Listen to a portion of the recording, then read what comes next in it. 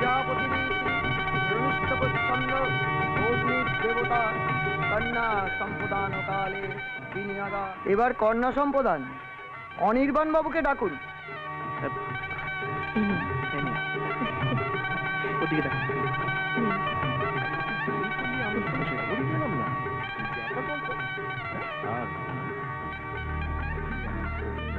না না, এটা তুমি ঠিক করো। বিয়ে বাড়ি, অর্ণব একা চারদিকে সামাল দিতে হাঁপিয়ে যাচ্ছে, আর তুমি এখানে দাঁড়িয়ে আছো। আমার আর কি করার আছে? তোমার বোনের বিয়ে, আর তুমি বলছো তোমার কিচ্ছু করার নেই। কে বোন? কার বোন? তুমি ওকে তোমার মেয়ে বলে ভাবতে পারো, কিন্তু আমি ওকে আমার বোন বলে স্বীকার করি না।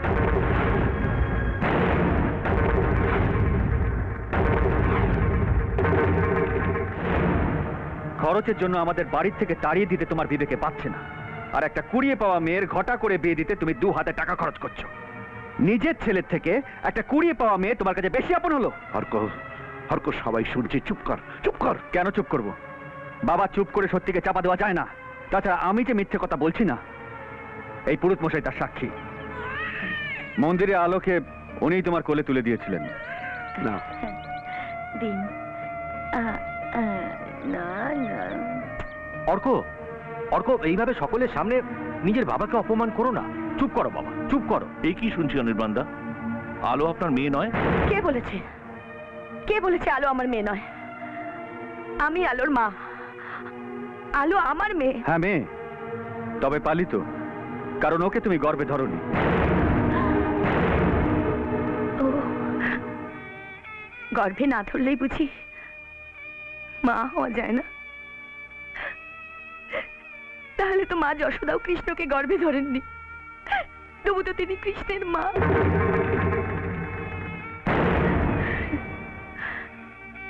আলোকে আমি গর্ভে ধারণ করিনি, কিন্তু তোকে তো করেছিলাম। কি মূল্য তুই দিয়েছিস মায়ের? আমায় ক্ষমা করো অনির্বাণদা, একটা জন্ম পরিচয়হীন কুড়িয়ে পাওয়া মেয়ের সঙ্গে আমার ছেলের বিয়ে দিয়ে আমি আমার বংশের সম্মান নষ্ট করতে পারবো না।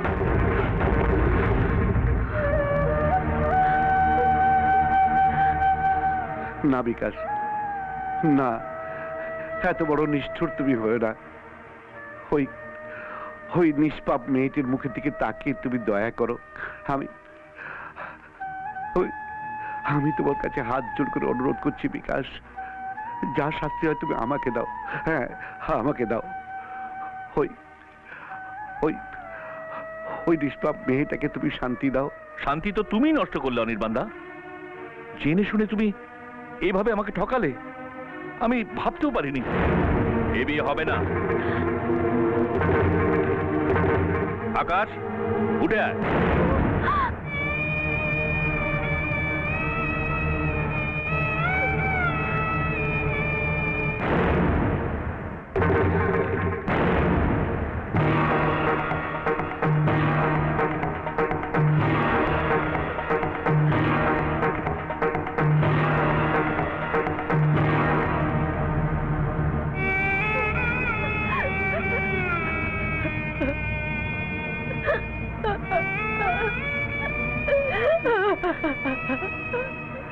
মা, তুমি আমার মা নও। তবে কে আমি? কে আমার বাবা মা?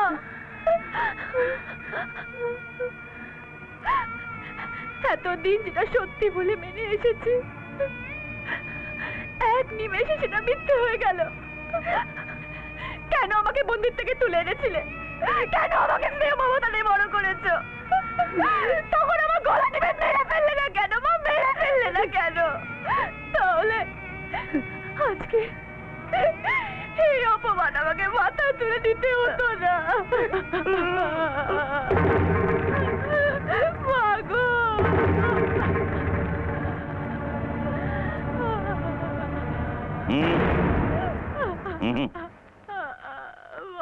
এক্সেলেন্ট, অসাধারণ এক জমজমাট নাটক। সত্যি এই নাটকের দর্শক হতে পেরে নিজেকে খুব ধন্য মনে হচ্ছে। তোমার লজ্জা উচিত। এতদিন যে মেয়েকে তুমি নিজের বোন বলে জেনে এসেছো, যার কোনো বাবার পরিচয় নেই। ঠিকই বলেছেন আপনি। সত্যি ও জানে না কে ওর জন্মদাতা, তবে ওর জন্ম হয়েছে যে জন্মের অপরাধে আপনাদের সমাজে আলো আজ বেমানান। কিন্তু আপনি কি জানেন আপনার বাবাকে?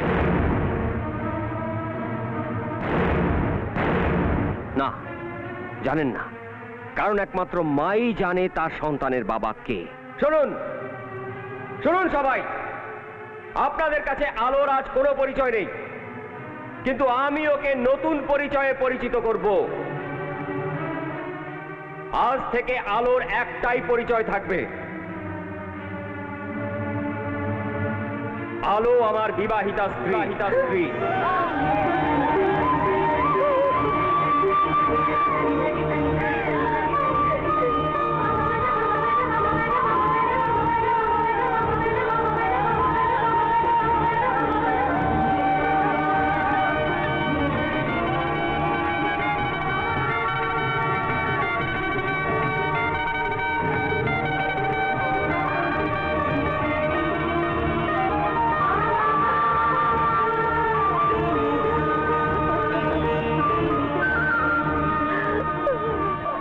দেখো দেখো শিক্ষা কাকে বলে। দেখো, তুমি আর তোমার বউ মিলে যাকে আস্থা করে ফেলে দিতে চেয়েছিলে, ওই আকাশ তার হাত ধরে পবিত্র তার এক উজ্জ্বল আলোকে নিয়ে গেল। শুধু দামি দামি পোশাক পরলে মানুষ হওয়া যায় না, মানুষ হতে গেলে মনুষ্যত্বের দরকার হয়। আমি তোমাকে যে হাত জোড় করে অনুরোধ করছি, তুমি তোমার বউকে নিয়ে এই বাড়ি থেকে বেরিয়ে যাও। হ্যাঁ, বেরিয়ে যাও। দুষ্ট গরুর চেয়ে শূন্য গোয়াল আমার অনেক ভালো, অনেক ভালো। এ তুমি কি বলছো বাবা? দাদা তোমার বড় ছেলে? হ্যাঁ, ছেলে বলেই তো বাবার স্বপ্নটাকে সে স্বার্থের হাড়ি কাটে বলি দিয়েছে। ছেলে বলেই তো বাবার বিশ্বাসকে অবিশ্বাসের আগুনে পুড়িয়ে মেরেছে। আমার মেয়েকে বোন বলে পরিচয় দিতে লজ্জা পেয়েছে। এমন ছেলের বাবা আমি আর হতে চাই না বাবা, আর হতে চাই না। আমিও চাই না তোমাকে আর বাবার পরিচয় দিতে।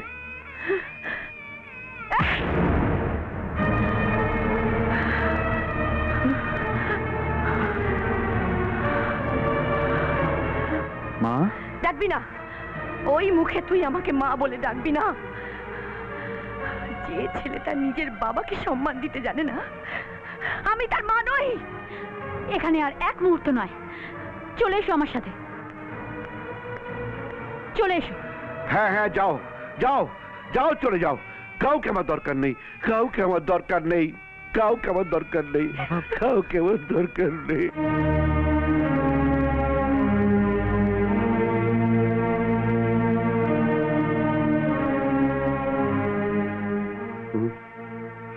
সকাল থেকে এভাবে চুপ করে বসে আছো, কিছুই তো মুখে দাওনি। এরকম করলে তো শরীর খারাপ করবে। চলো, খাবে চলো। নিজের কথা কোনোদিন ভাবিনি পরমা। ছেলে মেয়েদের মানুষ করার জন্যে, তাদের লেখাপড়া শেখাবার জন্যে দিন রাত পরিশ্রম করে গেছি। জমি জায়গা সব বিক্রি করেছি, এই বাড়িটাও বন্ধক রেখেছি। বিনিময়ে কি পেলাম বলো তো পরমা? এসব ভেবে এখন আর কি করবে বলো?